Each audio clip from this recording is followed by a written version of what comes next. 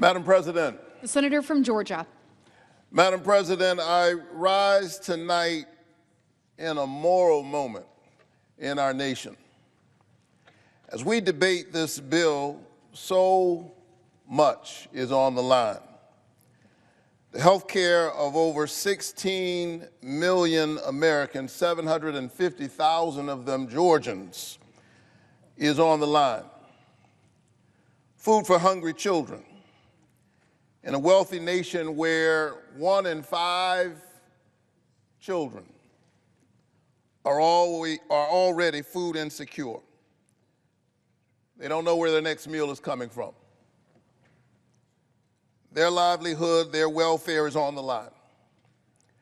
The well-being of seniors in nursing homes and the disabled who rely on Medicaid and those who care for them is on the line. The fate of rural hospitals in Georgia, in Alaska, in Louisiana, in little towns all over this nation that are right now barely hanging on is on the line, and the scraps that they are throwing them while cutting them will not save them. And my friends on the other side of the aisle know it. They know that these scraps that they're throwing at rural hospitals will not save them. And so in a very real sense, lives are on the line. We are in a moral moment because something else is on the line. I submit that the character of the country is on the line. In a real sense, the question tonight is, who are we? Not who do we tell ourselves we are, but who are we really? What and who do we care about? What kind of nation are we? And what kind of people do we want to be? Who matters? And who doesn't? Who do we think is dispensable? In no place is the answer to that question clearer than in a nation's budget. I submit that a budget is not just a fiscal document. A budget is a moral document. Show me your budget and I'll show you who you think matters and who doesn't. And if this awful budget were an EKG, it would suggest that our nation has a heart problem and is in need of moral surgery. And so I'm clear tonight. I understand the nature of what we are engaged in. This is a political process. It is. But it is also a moral exercise. Not only for the nation, but for each of us individually. And especially for the mere 100 of us out of a nation of 300 million who get to vote, perhaps in a matter of hours. We have the rare privilege of standing up for people who have entrusted with us the covenant of centering their families. It's a real privilege for the people of your state to say that since we can't all go to Washington, we're going to trust you in rooms of power to be thinking about our children, to be thinking about our parents as they deal with the blessings and the burdens of growing old. And so the question for me tonight is, how will we show up in this moment? And that's why yesterday I gathered in the Russell Rotunda with a multi-faith coalition of clergy to pray that lawmakers might have the courage to stand up to their party, to stand up to the special interests,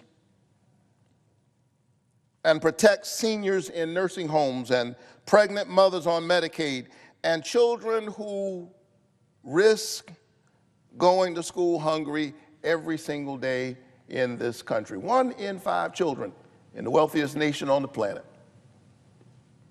already food insecure. And with these SNAP cuts, this body is about to make it worse. And so, surrounded by clergy of many faith traditions, yesterday I prayed that we would have the courage. I prayed that we would have the grace to stand as voices for the voiceless.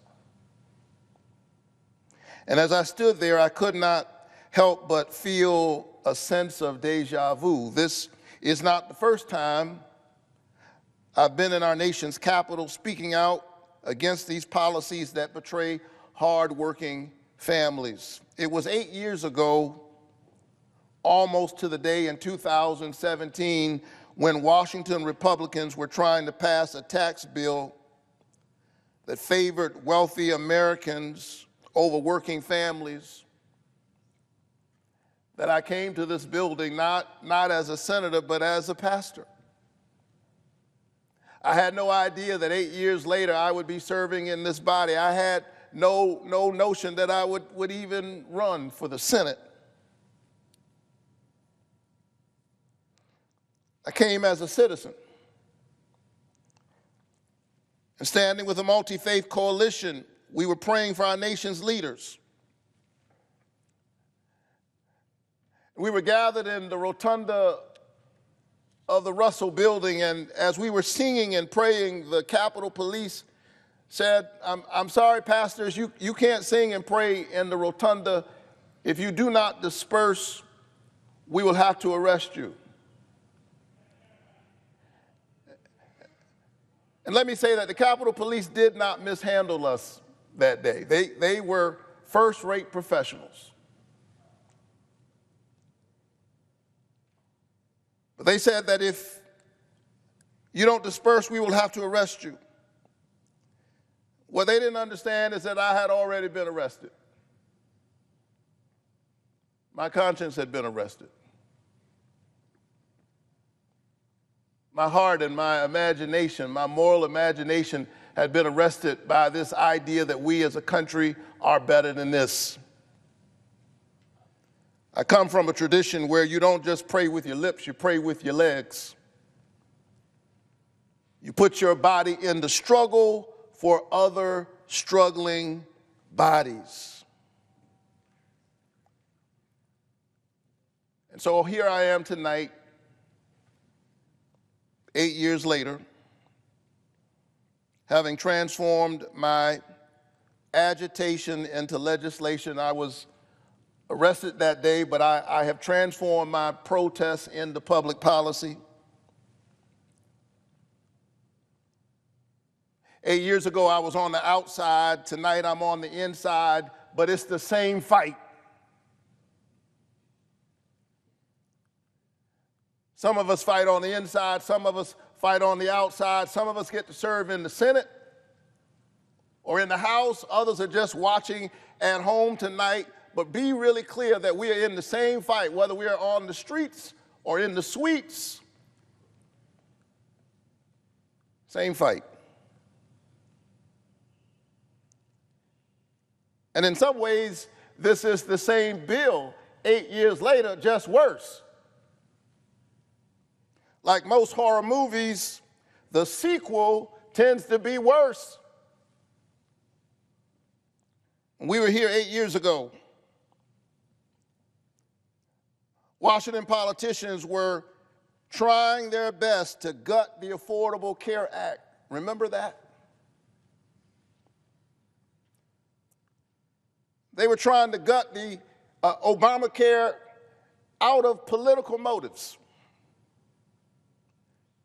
Millions of Americans were spared. But tonight is the sequel to that horror movie. They are back to their old political tricks,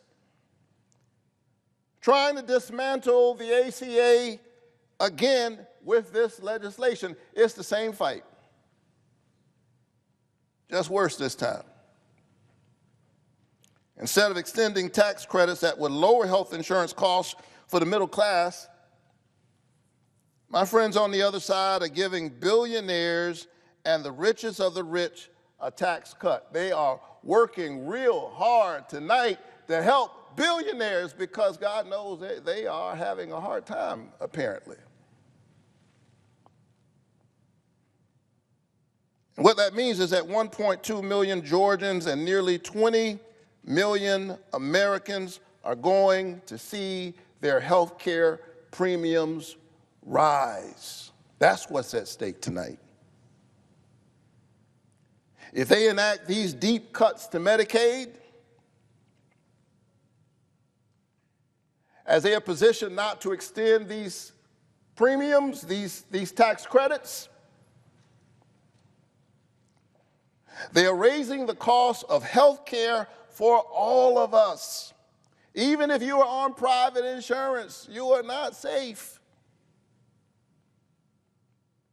Your health care is about to go up. Your hospital might close because they're cutting these clean energy tax cuts. Your utility bills are about to go up. And so I have a question tonight. Who voted for that? Some of us are Democrats, some of us are Republicans, some of us are independents, some voted for one party, some voted for the other party. I get it, but who voted for that? Who voted for everybody's health care premiums to go up and their hospitals to close?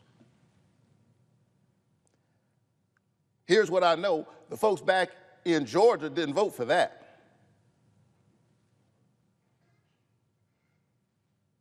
They voted for me and they voted for Donald Trump, but they didn't vote for that.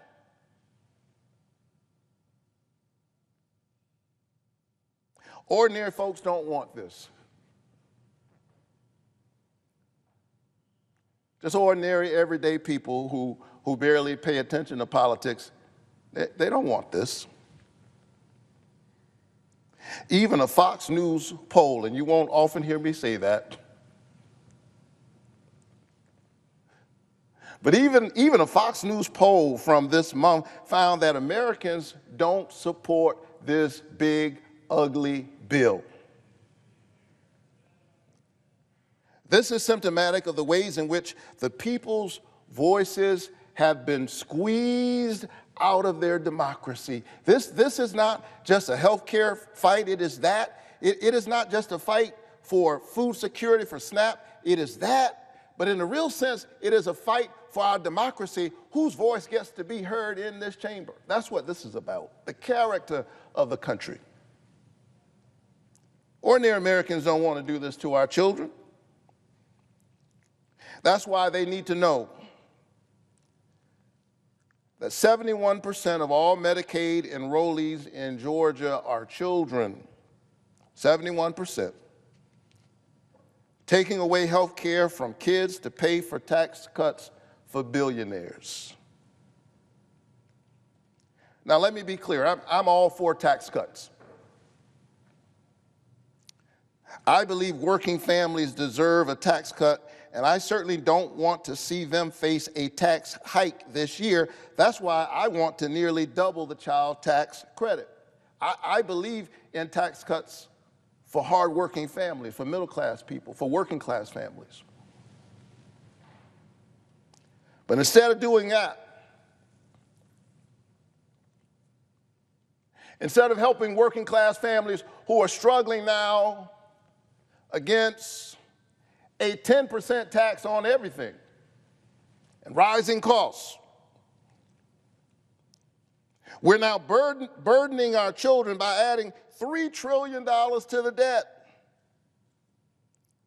We're taking away health care from kids and then burdening them with the debt. We are engaged in Robin Hood in reverse, this body of stealing from the poor in order to give to the rich. This massive transfer of wealth from the bottom to the top. Yeah, this is socialism for the rich. And when the people hear about it, guess what? They don't like it. Democrats and Republicans and independents, when the people hear about what's in this big, ugly bill, they don't like it. And that's why the folks on the other side are trying their best to fast track it. That's why they're trying to pass it, and they haven't even finished writing it.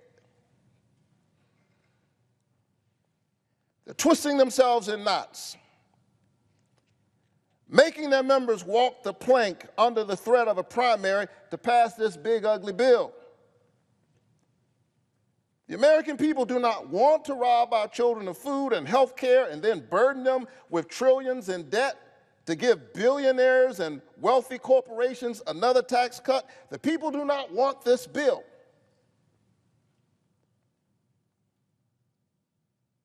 And so if the people do not want this bill,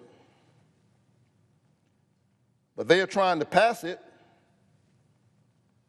here's the question you got to ask yourselves at home. You have to ask yourselves, well, who are they working for? Who are they fighting for? Who do they think matters? Do you think they are working for you?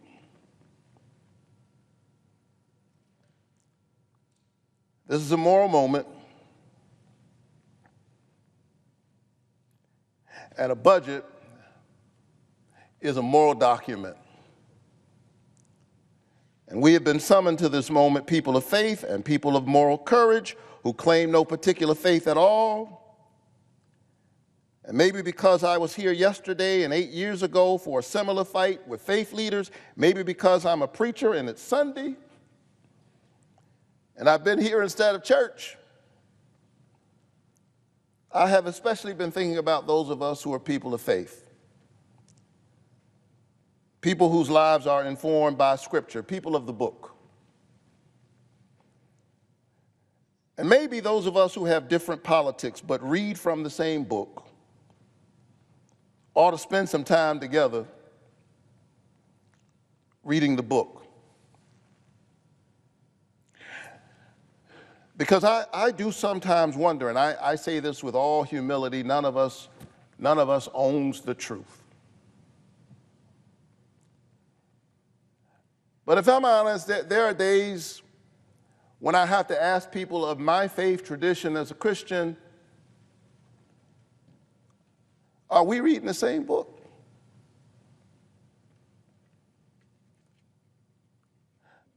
The book I know says, I was hungry and you fed me. I was sick, I was in prison and you visited me. I was a stranger and you welcomed me. Inasmuch as you've done it to the least of these, you've done it also unto me. The book that I love says, learn to do good, seek justice, rescue the oppressed, defend the orphan, plead for the widow. Speak out for those who cannot speak, for the rights of the destitute. Speak out, judge righteously, defend the rights of the poor and the needy. My book says, whoever is kind to the poor lends to the Lord and will be repaid in full. The prophet Amos condemns those who buy the poor for silver and the needy for a pair of sandals. They sell the poor out and working class people for cheap. And for those of us who have a vote in this moment, for my colleagues who are swinging on a moral dilemma, I hear the prophet Micah say, he has already told you what is good. What does the Lord require? But that you do justice, love kindness, and walk humbly with your God. May God be with our nation and grant us grace, wisdom, and courage for this moment. Madam President, I yield the floor. Madam President.